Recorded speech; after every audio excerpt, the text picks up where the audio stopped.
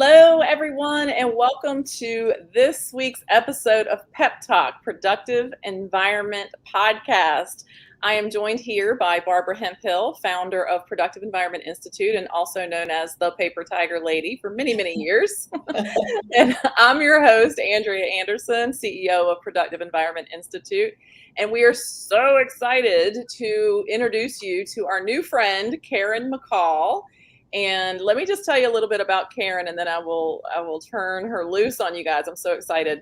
So today's topic is organize your finances and rewrite your money story. And that may sound like a little bit of a generic title.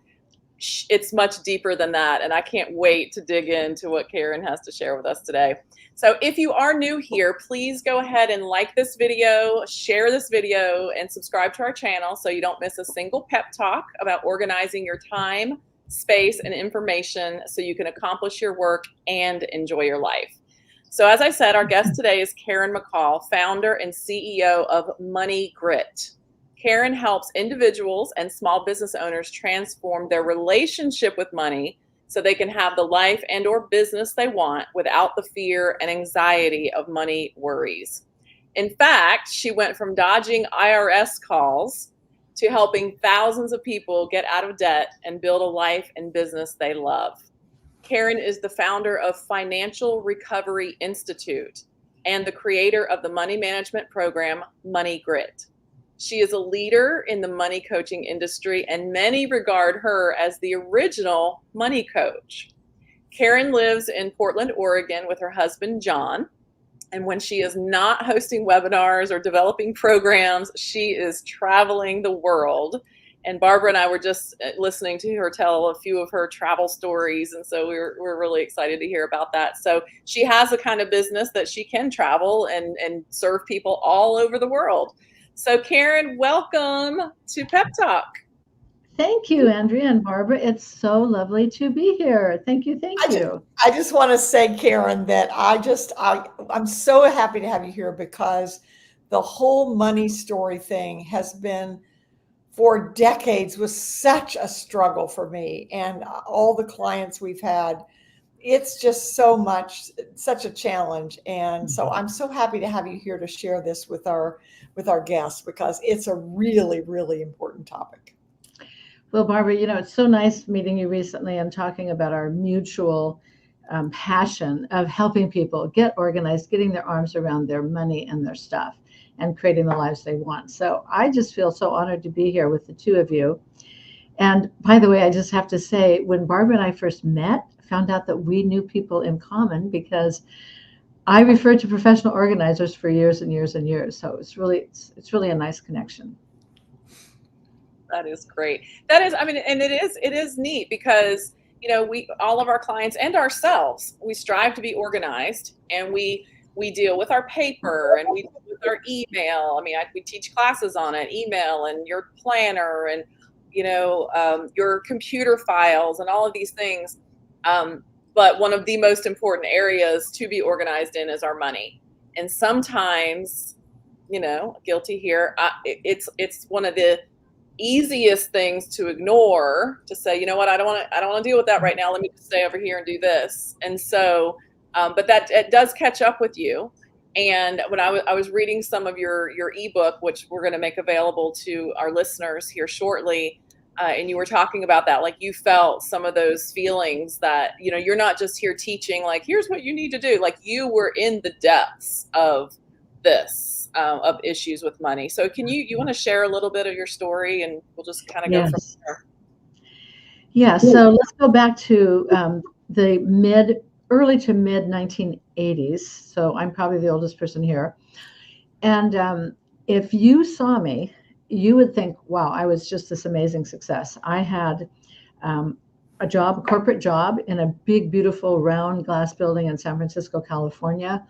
I had a hot little sports car. I had my Italian briefcase and my nice suits.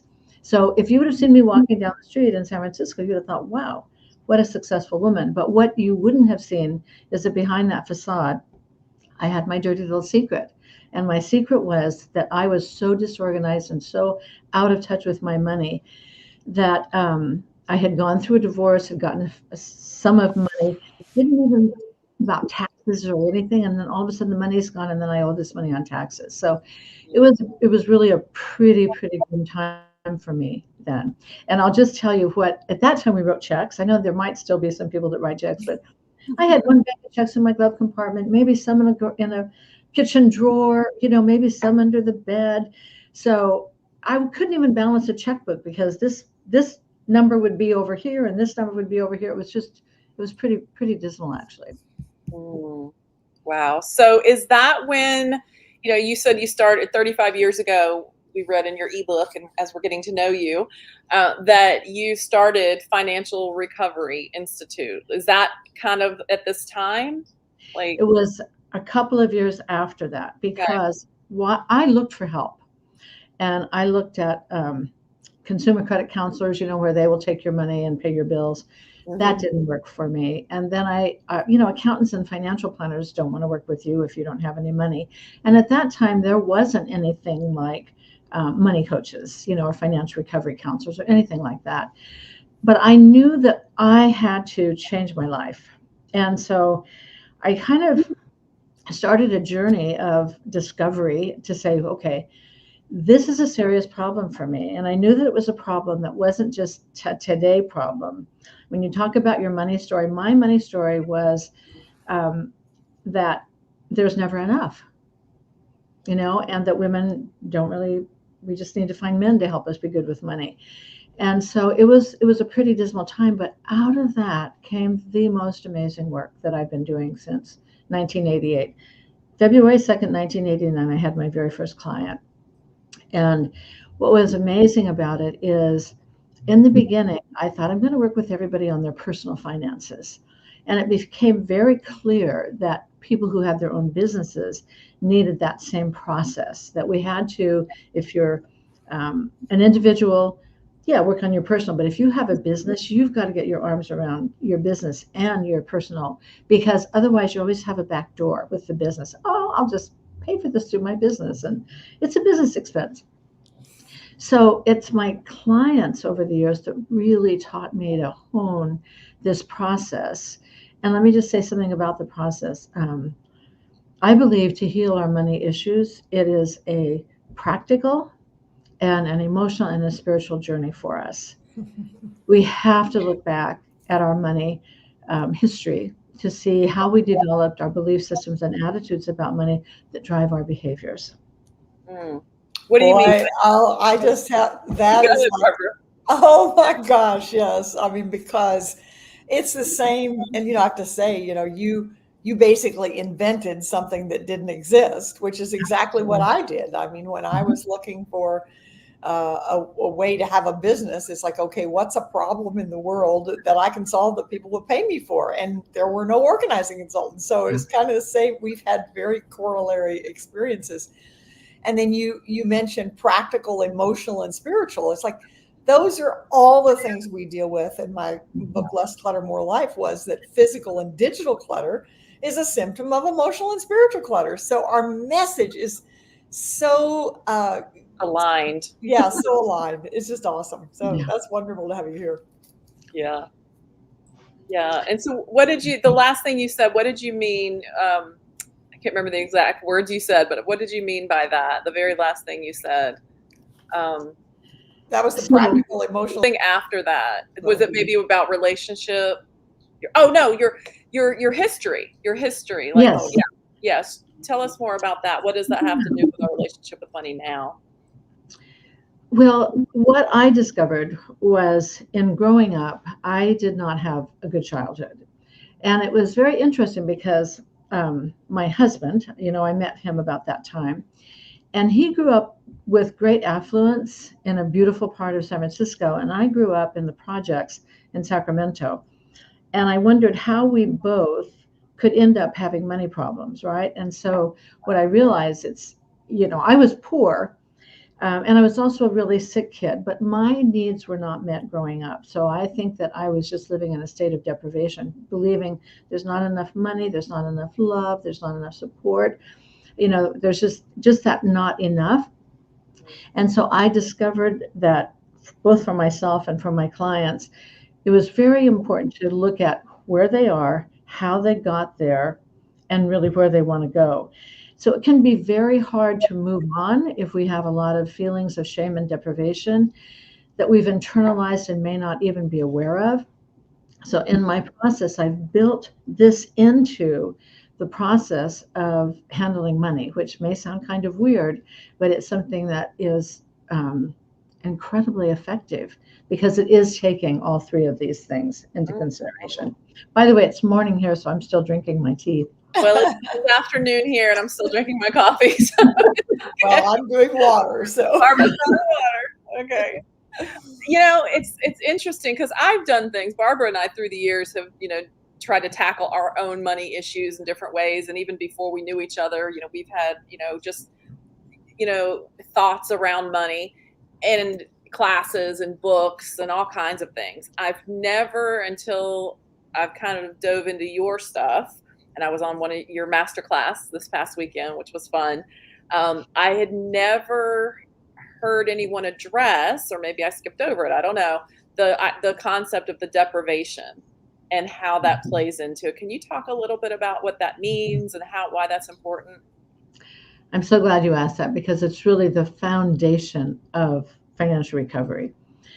And that is that a lot of us, I grew up with a lot of shame and deprivation, and I had to really heal that before I could move on. But if somebody says, deprivation, what does that mean? Quite often the word resonates with people, but they can't quite capture why. So the way I like to talk about it is the things that contribute to deprivation are doing without, making do, and overdoing. So doing without things that are really, really important to us. And then making do, kind of cobbling things together and, just to make do.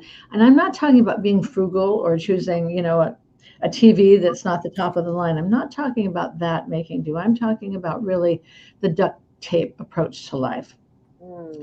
And then overdoing is the overworking, overspending, overcommitted, all of those things. All of those three states contribute to that feeling of deprivation. And so one of the ways that we have to address that, when we think about every area of our life where we spend money, we have to ask ourselves, how do I feel about this? So let's just say that somebody looks at the category of home. And I've heard everything from occasionally, I feel great about my home, but most often it would be, I don't have anybody over because my house is such a mess. I don't have anybody over because the cat chewed the couch or scratched the couch. And so then now we have a domino effect where the person's living in more isolation and secrecy because they feel so ashamed of their environment. So to start thinking about our needs is a crucial first step.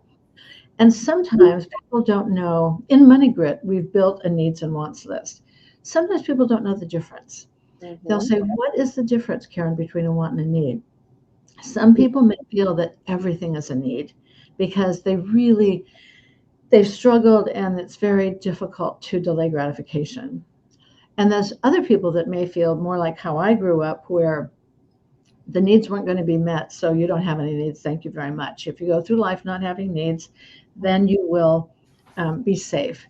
The problem is living out of touch of our needs makes us very vulnerable to advertisers and quick fixes and just throwing money at the problem. Those new red shoes are going to make me feel better, or, the new Chanel lipstick. But usually those are just temporary. I feel good for the moment, but it's not going to do any healing for us. So I want to interrupt you, as I have a question. Something you said is really interesting. You mentioned about the deprivation of doing without, making do, or overdoing. Can somebody have more than one of those, or does it tend to be? You can absolutely have more than one. So my story of, I grew up kind of deprived. Andrea and I both come from a background where we didn't have a lot.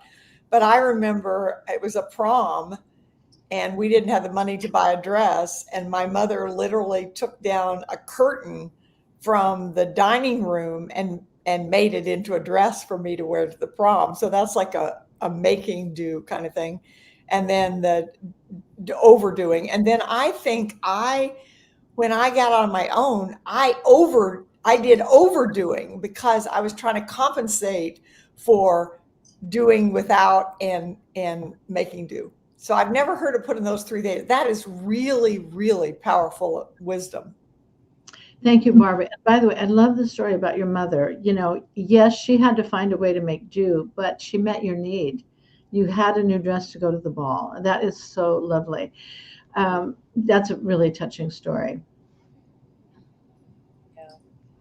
Yeah, I think a lot of people can relate. Can you guys feel free to post comments or questions, and I'll share them on the screen. Are you relating to anything that we're talking about? I definitely am. My mom is on here as well, and I remember growing up, we didn't have money, but somehow we always, ended up with Christmas presents, and I can remember some of my favorite presents. I found out later. She, like you said, cobbled together. She made things out of things we had. Mm-hmm. So, and if we didn't have something, or I was gonna say we ordered things, but not really so much back then. But if we didn't have something, or if they couldn't afford it yet, she would write a poem about it, and that it was coming, and that I would get it eventually. How wonderful. Oh my gosh. That's so sweet. Yeah. So, Mom, if you have any of those poems left over in your files, you can find them. I'd love to see them. I remember when I was 13, I had opened all the presents, and there weren't that many, but there were 3 of 4 of us. And so they tried to have a little bit for everybody without having a lot of money. And I remember being disappointed a little bit, like I didn't get my big gift. And because there's usually just one big gift, and big is relative. Big changes through the years, right? But I remember that envelope. There was an envelope on the tree. It was still on the Christmas tree, and I opened it, and it was one of the poems. And I don't remember the whole poem, but I remember the very last line was contact lenses. And that's what I wanted. I wore glasses, and I wanted contact lenses so bad.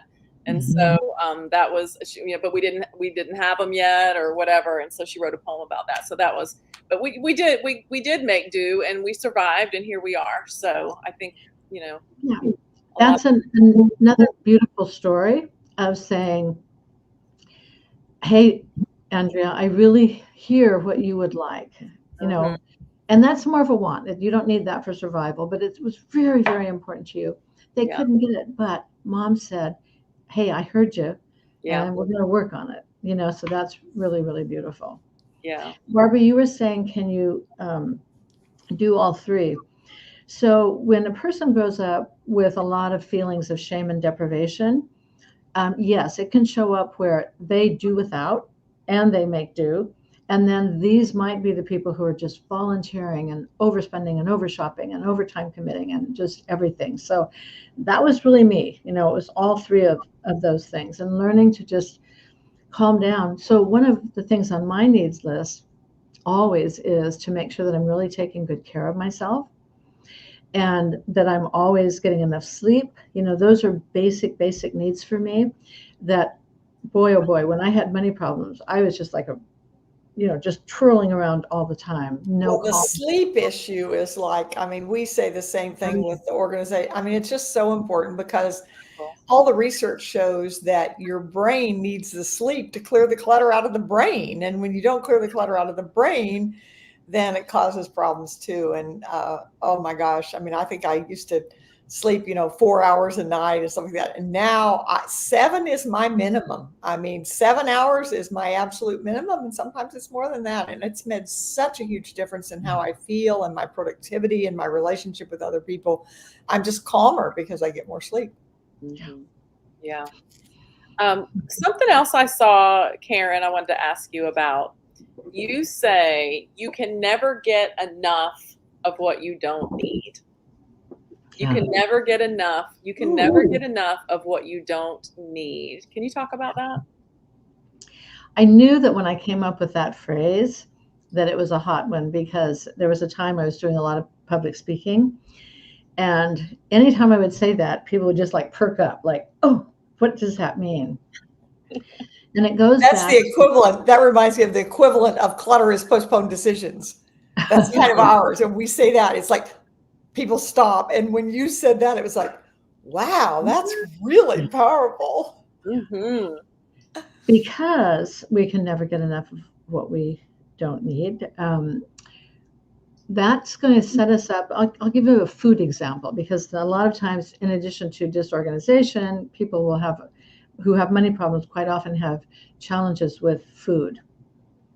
So let's see, okay, I'm hungry, but rather than taking the time to sit down and have a meal, I'm just going to grab a cupcake from the 7-Eleven or something, right? So I'm going to eat a couple cupcakes. Oh, and let me have a little bit of coffee, and oh, maybe I'll have a Coke. So that person is not going to feel better. They might get their blood level spiked for a few minutes from the sugar and caffeine, but then they're really going to crash, because what they need is nourishment. They need to have food that's going to help calm their nervous system. They need to take care of themselves in that way. So this is where we are so susceptible to advertisers, because if we don't know what our needs are and someone says, here's a shiny object, right, that's going to make me feel better, and it doesn't. So we can never get enough of what we don't need, so we have to learn to discover what our needs are. What I say for people who may be confused about what's a want and what's a need is, if you come up with something, you could put it on both lists. So for example, Andrea could put contacts on a needs and a wants. I want them, but I can see with my glasses. But it's so important to me if I'm considering it a need. And by the way, one of the things that can stop people from doing this exercise of their wants and needs is they're so afraid of being judged. So they have this little, who do you think you are that you want that? Who do you think you are that you deserve that? And so keep it private. Start the list of thinking about, as you go through your day, whoa, I'm really doing without something that's really important to me. Sometimes these things cost money, and sometimes they don't. I remember working with a woman a few years ago, and she had a lot of needs, but one of her needs was she loved going to the beach with her dog and running on the beach. It cost zero. Andrea can relate to that. It cost zero, but because she was just so stuck, it didn't occur to her to plan that on her weekend. So we can start to identify our needs. Some cost money, some don't, but the important thing is that we identify them. The reason this is so important, I know that you have a lot of business owners on this call, like the three of us are. And if earning money and hanging on to money and saving money has been a problem, it's overspending, under earning, chronic debting, we have to learn how to get to that place where we're able to have money in our lives. And so what happens is that if we're not in touch with our needs, down deep, we don't feel worthy. We are not worthy of receiving the kind of life that we want. We're not worthy of creating a life that we want. So these little things of starting to take care of your needs can absolutely be crucial for a person in getting to that point where they can break through their earning ceiling. It's like, these earning ceilings, we don't see them, but they're there and they're heavy. And I remember, all of my stages going through, like, I would have never thought that I could get up here, right? Because of my belief system. That was my story.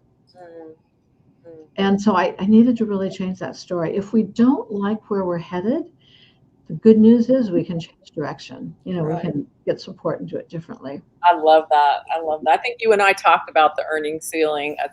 I can definitely relate to that. You hit a certain amount, and it's like, you think for whatever reason you don't go beyond that, and it's like there's something there. There's something deeper. There's a reason for that you need to overcome. So that's very interesting. I've got a couple of comments, and let me just share. Karen Osborne, she's actually part of our certified productive environment specialist community. She said, I've always said that my mother lived in the way she would like to become accustomed to. In other words, above her means, because she felt entitled based on how her grandparents lived. Interesting. Yeah. These are amazing insights, and it's so important. I love what you're doing, Karen, in terms of going back and looking at your history to see, this is what my mother was exposed to, and then also how does that carry on into my generation? Yeah. Yeah. Karen also said shiny object syndrome. I fell for that when I first started my business. Oh yeah. I know that syndrome well. In Yeah. fact, Me too. Yeah. right? In fact, let's use this as a good example, Karen, if you don't mind. So, based on my lighting, I want a new light for doing these podcasts. Do I need one? I think I do. What do you think? I would agree. You're a businesswoman, you're lovely, and you want to be able to really connect with people. And so having good lighting, that would be a need in your business, Right. for your feeling good about yourself and how you present to the world. Yeah. Um, and the thing is, I've got a big light facing me right now. We traveled with lights, believe it or not, because they're so Really? darn important. But I really hear you. When I was training money coaches, I would have coaches, they would come to the Zoom meetings for training, and sometimes we couldn't see them at all, Mm. or they couldn't hear. They'd have these big things on, right? Yeah.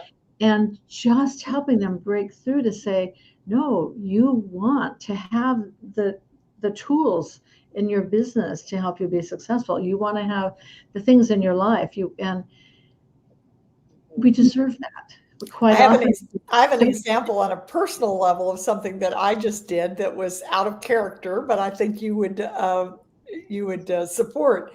It was my birthday, and my husband said, "What do you want for your birthday?" And I said, "I want to go to the beach by myself." And yeah, that's not something normally, like, well, the kids will be disappointed because they always do a, thing, and I leave my husband at home by himself and whatever. But it was like, I really, really wanted to be at the beach by myself. And so that's what I told him. He said, well, it's your birthday. You can do whatever you want. And so I did it. And it was so amazing. I mean, it was just so helpful, and it felt so elegant, and something that I would have deprived myself of, except for the work that lately I've been doing to realize how important it is that we take care of ourselves. Barbara, that's a perfect example of um, not being codependent and taking care of your family, and that's, you had a longing. I mean, I know how wonderful the beach can be, and it can be so restorative, if we feel depleted. And the fact that you could ask for it is, number one, shows that you feel deserving. And number two, it shows that you have trust, and your husband and family responded beautifully. So often we are so afraid that if we speak up and tell our truth, that we won't be heard.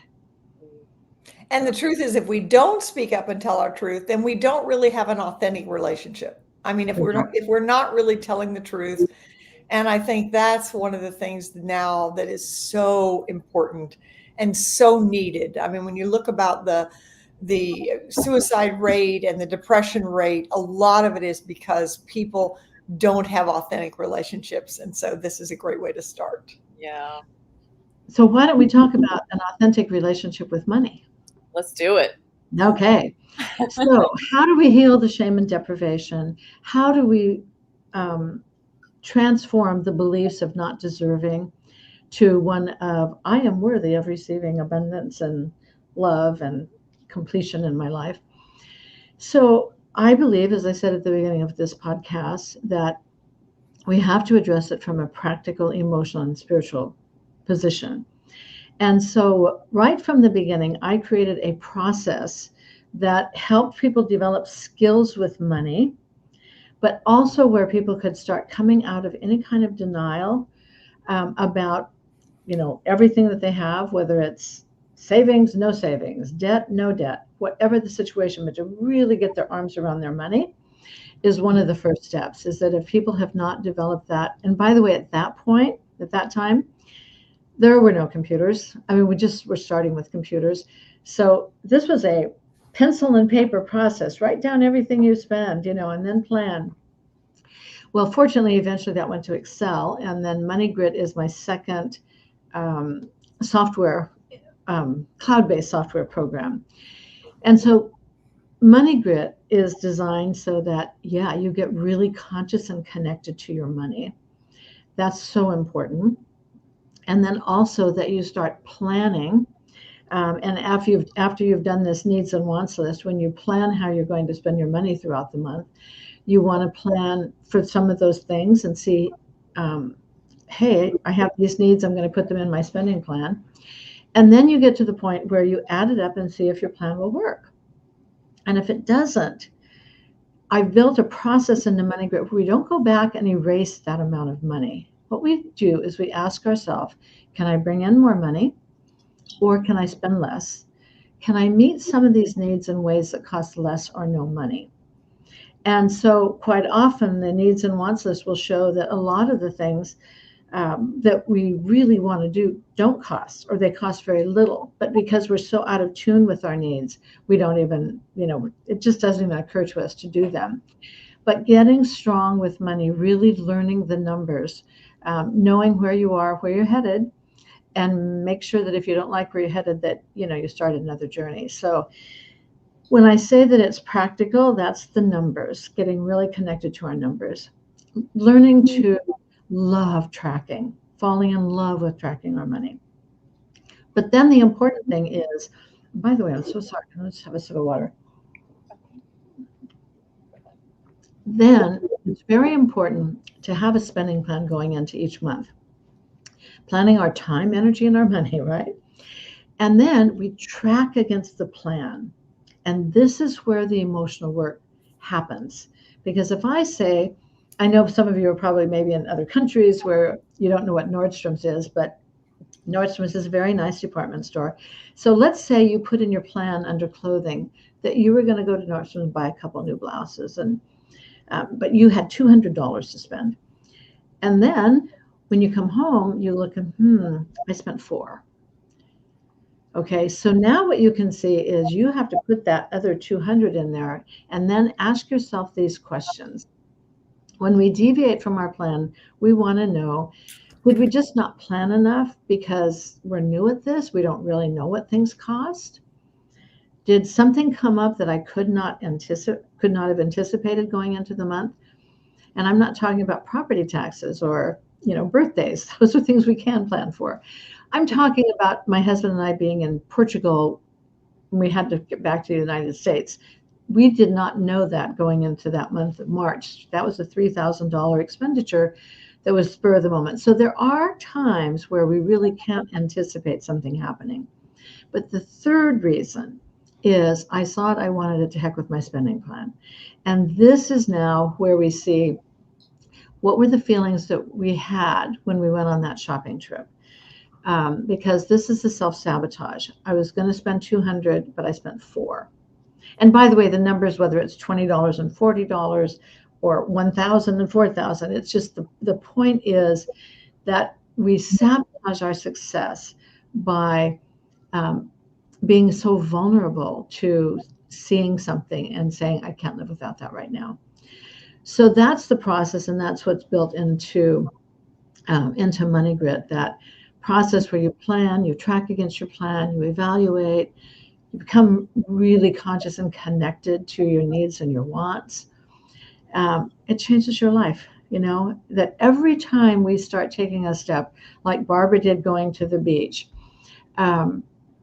we start changing the inside. And that's why I think it's a spiritual journey, because eventually, so often that really deep longing is for something to have meaning, to feel that we're making a difference in the world, that we're living our values. Mm-hmm. And you know what? When we're just living on the edge and deprivation, doing without, making do, or overdoing, we're usually not in touch at that point with our values so that we feel that spiritual connection with something bigger than ourselves.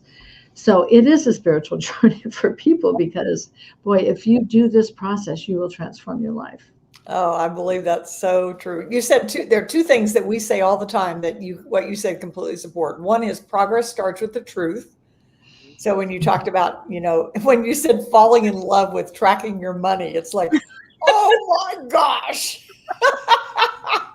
That is incomprehensible to me. I mean, that's so, but I understand what you're saying. And then the other one is about intentionality. We always talk about, we define a productive environment as an intentional setting in which you can accomplish your work and enjoy your life. And what you're doing is with Money Grit, you're creating an intentional setting in which people can accomplish their work and enjoy their lives as it relates to money. So it's like we have such a synergy here. It's so awesome. So Karen, thank you so much for joining us. You're welcome. I have to tell you that when I was seeing people in person many, many years ago, I always had some file folders and some tabs and those little plastic where they could, put a few of their file folders, because so often people would come in to work on their money and they would have the bills and they would have the letters and all.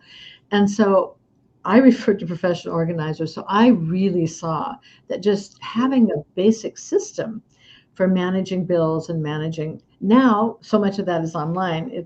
But still it needs to be managed. Yep. But you're right. There's definitely a connection between organizing and finances. That's super. Sometimes a digital system is just a bigger, faster, hidden mess. That's exactly what came to my mind. It was your quote about that, Barbara. No, you're absolutely right. We can out of sight, out of mind. One quick question. I know we need to wrap up soon, but actually 2 quick questions. I noticed. Oh yeah, you were talking about tracking, falling in love with tracking, and I believe it was on your masterclass or somewhere in your you have an amazing academy of training and everything that goes along with Money Grit, which I love. But you said that when people say, well, how often should I look at this? How often should I track? And you said daily. You said daily. You said at minimum 3 days a week, but daily.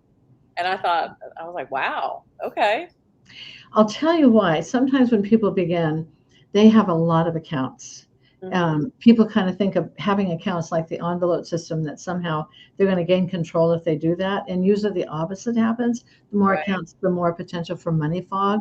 Right. So if people put it off, and let's say they have 2 checking accounts, a couple savings account, and maybe 3 or 4 credit cards, that's a lot to track. And so if you let it go very long, it's like, oh my gosh, that's such a daunting task. I can't face that today.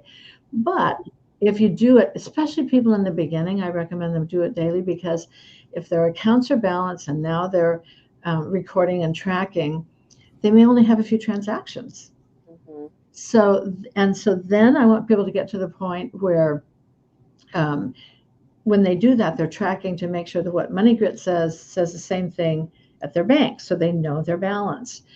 So it's tracking is amazing. It really is amazing, and I want people to fall in love with it because it can change your life. It really, really can. And you're very current in terms of evaluating. I said I was going to do this, but I did this. And the other thing that people can see is, oh, I put these areas in that I'm going to spend money where I have deprivation in my life, but I didn't do it. It's the 3rd month in a row. I still didn't do it. And that shows the resistance to really meeting my needs. And that's something that really has to be changed. Right. So one last question, I think, unless Barbara has something else. I can imagine, because I had the same reaction, and I can imagine other business owners may feel this too. If your business, I mean, I have realtor friends, I have other people that are business owners that have kind of maybe the feast or famine, or they just never know, their income isn't the same every month. Most business owners, I think. So when you say like planning out what your spending plan, how do you make a spending plan when you don't know what your income is actually going to be? You can guess or plan or hope for or work towards, but how do you do that? I'm so glad you asked that question. That was the number one objection always for business owners, saying, well, I can't plan because I don't know what I'm going to make. Right. But I will tell you, it's crucial. Do I have enough time to go into this for a couple minutes? I'm fine. Yeah, absolutely. Okay. Barbara is. Yeah. Yeah, absolutely. Yeah. Let's see, one particular group of clients that I had, this is just one to help me give you an example, were contractors. So they would sit and say, okay, I'm going to bring in X this month. And I'd say, okay, well, let's break that down. So here's the Jones job, the Smith job, the different jobs. So you 100% sure this amount's coming in? Well, not really. I haven't really billed them yet. I have a lot of change orders to do. And it would just go on and on like that. And so, of course, they can't plan because they don't have the steps in place to even get the billing done to get it out to people. So that's one thing. But I've also worked with lots of therapists and coaches and people like you folks, and probably a lot of people in your audience, where, yeah, it's like, how in the world do I plan? Well, you start by tracking, but then you look at your calendar and you say, what kind of business? And it's the key to overcoming under earning is to start planning your income. So let me just kind of round this out. If you do a spending plan for your personal, for business owners, you know what you need to pay yourself. If you then also do the same in your business, now you know what you need to run your business. And then let's say it's a year you want to grow your business. Okay, so what's that going to cost? Now you have the numbers. What you need to pay yourself for your lifestyle, what you need to run your business, what you need to grow your business. Now you have a number. And now you do your marketing plan. Now you ask what kind of resources you need, what kind of support you need in your business to be able to do this. So people just going in blindly with picking a number, I want to make 100,000 or I want to make 250,000. It's very hard to reach it unless they're really grounded in, okay, how are we going to do that? And that's how we break through the earnings ceiling. I can remember the very first time I said I wanted to make 80,000 a year. It just seemed impossible. And then I can remember, 150,000. It seemed impossible, and then just kind of going up. It was a process over years, but those are the steps. So that kind of thought process, that's the mindset that we want to change and say, no, I can be in charge of what I'm going to earn in my business. I just need to do some footwork to get there. I love that. That makes so much sense. That's really, really good. So I want to keep going, but I don't want, we could keep you all day. I want to talk to you so much more. So you have a free gift for our audience. You want to tell them a little bit about this? I think it's amazing. I have an offer for all of you that this is the link where it's about relationships and money, the connection, the money relationship connection. And it talks about relationship with your significant others, with your kids, with your parents, with your coworkers, with professionals. We can learn a lot about ourselves. It's an interactive workbook so that you go in and fill in you answer questions to start seeing how your relationships are. A lot of relationships are really impacted by money. And to start seeing that, we can also spot a lot of codependency, for example. So that's, I really recommend that. But if anyone is interested in Money Grit, it sells for $127 for an annual subscription. So if you're a business owner, you would want a personal and a business version. So that would be $127 twice, or $17 a month. And anybody who does that, if once you get your receipt and show that you purchased it, send it to support@moneygrit.com, and we'll send you another ebook, which is, we could do one of each one. We could either do Healing the Wounds of Shame and Deprivation, or I have so many. What was the other one I said, Andrea? Oh, I can't remember. Yeah. I know. It's about work. It's about your relationship with work and earning money. Okay. Yeah. Senior moment there. It makes sense. It's about your relationship with money and your relationship with people. People and work. Absolutely. Yeah. With work. Yeah. So if they get, and I've signed up for Money Grit, and so far so good. I love, everybody that knows me that's watching this knows I love to dive in. Maybe it's a bright, shiny object. I don't know. But when I find something good, I want to dive into it. And I'm really digging it. And so I definitely do recommend it. I have a question for you though, Karen, if you don't mind elaborating on this. So if people, we already have QuickBooks, I heard you say maybe in the masterclass or maybe in the academy, I don't know, people can just use Money Grit for business for their accounting. Is that the case? Yes, providing they don't need inventory control, right. Payroll, those types of things. So it's really good for solopreneurs or small entrepreneurs. Wow. Yeah, one of my master money coaches, she's got 2 people with medical practices on it, which kind of was like, oh. That's great. That's But amazing. yeah, but the thing is that most programs like QuickBooks, excuse me, are rear view mirror accounting, looking at it after the fact. That's right. It's too late to do anything. So the great thing with MoneyGrid, there's three main things. One is you've got that planning process, and then you make adjustments rather than changing it. That's how you get to know yourself. Right. And then looking at our money every month is one thing, but then we also have an annual plan that's built into the process where you go back and you go, okay, well, I spent this in January, this in February. And now it helps break denial because you're starting, it's hard to break denial 1 month at a time. But you go, look at that $30 that I'm spending every month. I don't even care about that thing.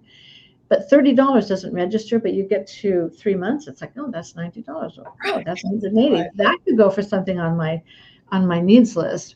Yeah. So the annual plan is fabulous. The adjustment process and being tuned into wants and needs. These are characteristics or features, I should say, of MoneyGrid that really help people transform their lives. Okay, so it has everything that we would need for tax purposes, P&L, balance sheet. Can we get that kind Not of? a balance sheet. Okay. But some people do. And what Michael Ann and I did when we first launched, I had a business partner when we launched Money Minder, the program several years ago. Okay. We did send our books to a bookkeeper to just do, and we had some investors. So they did QuickBooks for that. So we had all the tax stuff. But Michael Ann and I did our spending plan and tracking every month in MoneyGrid. Yeah. Okay. Yeah. Okay. Good to know. I saw one of her videos too in the academy where she was talking about the simplifying. If you have like all these other extra accounts, and she's like simplify them down to one or two and work out those. I thought that was really good.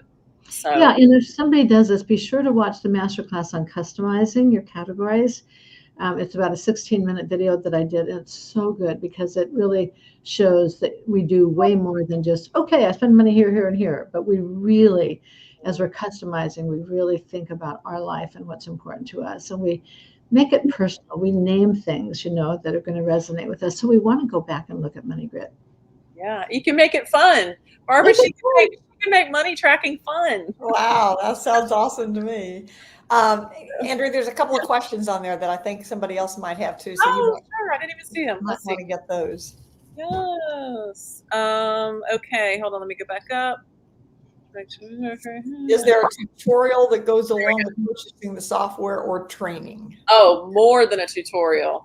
Oh my goodness. The academy comes with it, right? Karen, is that right? Oh yeah. And that's all in Searchy. All the tutorials are in Searchy and all the master classes. Yeah. And for Karen, you're in our team, so Searchy, all of our videos and our trainings, we use Searchy as well. So you can, if you're looking for a specific topic, you can just type it in the search and it shows you what video it's in and where it is in the video. I love that you've done that. For those people who don't know, that's a big investment in your company. That's a big. It is. I think it's $2,400 for the year. And funny, well, I must have got a good deal because ours is $100 a month. So what? $1,200 for us. It's $100 a month is what we're paying for it. So maybe we got a good deal. Oh, but you know what? We did get it. It's gone up since It's gone up. And then they've also added Wisdom, which is the AI feature. But anyway, what I'm saying, it shows how folks care about your business, because to me, every business who has training videos should have Searchy. Yeah. Because you can go in and say, what did Karen say about a FICO score? And you can just search and it will take you to all the videos and show you. Yeah. It's so funny that came up because Barbara and I met with our coach yesterday, and we actually were going through 2024 spending plan, and Searchy was one of the things. And she's like, well, what's that? Well, she knew what it was, but she thought it was only one. It only had this one feature. And I said, oh no, I said, this actually, it's so much more. And Karen, I hope you know this too. The biggest thing, the search capability is phenomenal. But the other piece is we have training. We've got Barbara Hemphill on demand. She's done lots of training like you have. And we've got them in different programs that we offer. And if we want to update one video with using a different program or like Vimeo or YouTube or something, we would have to go into each of those programs and update that video. With Searchy, we update it in Searchy and it updates automatically all the other places. I need to talk to you, Andrea. That's amazing. Awesome. And when we shared that, I said that alone right there, that manpower, that time that we would Oh my have gosh. Yeah. to do all of that, it more than pays for itself. And she was like, yep, makes sense. Well, I hope what people are experiencing is the feeling from all of us here of how much we love to help people and that we do invest in our business to do that kind of thing. Where we have a program like Searchy that can make it easy for people. I remember taking courses and then here's 20 videos and I want to re-listen to someone. I have no idea where it is. Right. So good for us, right? Exactly. It makes a difference. Karen has one more question. Does the personal and business version integrate into one plan? Yeah. No. So no. And how do you, okay, go ahead. Yeah. So for example, you do your personal spending plan. John and I have done ours for January. And then we know, well, plus we know what we're going to pay ourselves, but sometimes people might not know or they haven't set an actual figure. So you would say, okay, this is how much I need for a draw. And now you go into your business and you do your business plan and you know what you need to pay as a draw. So that's how they work together. And then if you make adjustments, you have to go back to the other. If you go, well, I can't pay myself that much. So then you have to go through the adjustment process. How can you still make your plan work for the month? And then if you adjust in one area, you go back to the other. But it's very important to separate business and personal. It's one of the key things it's another key thing for breaking through our earnings ceiling. We have to take ourselves really serious as a business owner. I am a business owner. I am in business to make money. I'm a for-profit business.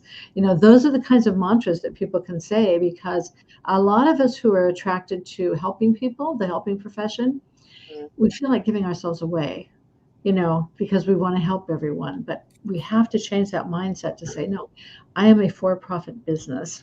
That is such a separate business and personal. Yeah, that's such a powerful way for us to close this call because that is, I think, I would say one of the number one stumbling blocks to people, business owners, not getting where they want to get. So thank you so much for pointing that out because it's true. And one of the PEI principles is together we are better. And I think this certainly illustrated that together we are better because, so thank you. I can't wait to have you back on again. Let us get into like using your system a little bit and then we'll, oh my goodness. Yeah, this was great, Karen. Great. Thank you so Thank much. you so much for joining us. It was my pleasure being here. Happy New Year to everybody. Thank you. Bye, you. everybody. Okay, bye-bye. Okay.